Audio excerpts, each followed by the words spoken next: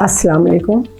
آج میں women's day پہ بات کرنا چاہتی ہوں. 8 مارچ کو ورلڈ وائڈ ہمارے ہاں سیلیبریٹ کیا جاتا ہے وومنس ڈے. وومنس ڈے کیا ہے کہ عورت کے حقوق اس کو ملنے چاہیے.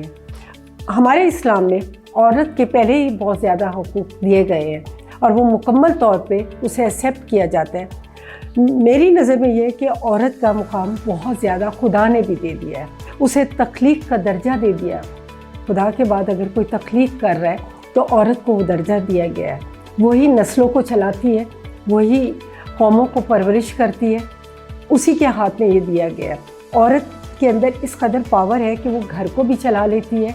اگر وہ جاب کرتی ہے تو جاب کو بھی چلاتی ہے اور ساتھ اپنے گھر کو بھی, اور تخلیق کا عمل بھی اسی کے دم سے چل رہا ہے.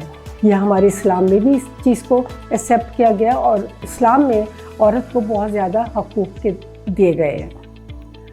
ظاہر ہے وہ سب سے زیادہ وہی کام کر رہی. گھر کو مینیج کرنا کوئی آسان کام نہیں. اس کے ساتھ ایک قوم کی پرورش کرنا, اور کہا جاتا ہے کہ ماں کی گود ہی اصل تربیت گاہ ہے, وہ بھی عورت کی ذمہ دیا گیا.